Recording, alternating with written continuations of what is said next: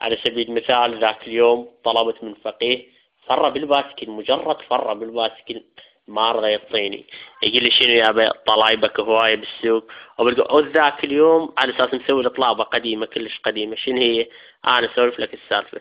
لعبنا دومنا بالقهوة، صاحبي سوى ربط وبيده 27 قبت عدل الله، قمت نعلت والدي وقبنته، ويقول لي انه يعقوب بالمناظرة طلع كسر. شنو اول سؤال؟ اول سؤال كان لليعقوبي انه اثبت وجود الخالق، اثبت وجود الخالق. انا ايش قلت له؟ قلت له اذا الطبيعة خلقتنا ليش العالم يقولوا لي الله يطيح حظك؟ اذا الطبيعة خلقتنا يقولوا له الطبيعة تطيح حظك. زين، هسه عوفنا من هاي السالفة كلها. يا هل يعرف واحد يبيع عرق زين بالمنطقة، بس اللي أرجون لا تفهمون، لا تروحون بذاك الرأي، لا تفهمون غلط. أريد أروح له وأنهى عن المنكر، حتى إذا يوميا هم أروح له. وإذا أكو بيت بعد مالك حاب قلوا لي حتى أروح لهم. وإذا اقتضى الأمر أبات لإقناع البنات بالتوبة.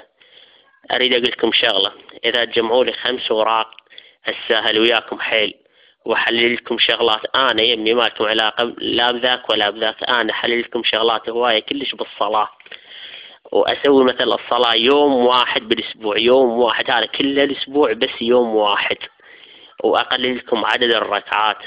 بس ما اريد الحكي يوصل للصرخي. تدري ليش؟ لان يظل يسوي شغلات بس على العناد. قبل فتره جمعوا له ورقه وظلوا يقولون وقفه. اما عن ممارسه الجنس مع الحيوانات فالصرخي أول مرجع حلل الجنس مع الحمير. لماذا؟ لأن بعدين تأكدنا إنه يا جماعة مطينة فلس وحلل هاي الشغلة. نرجع لها.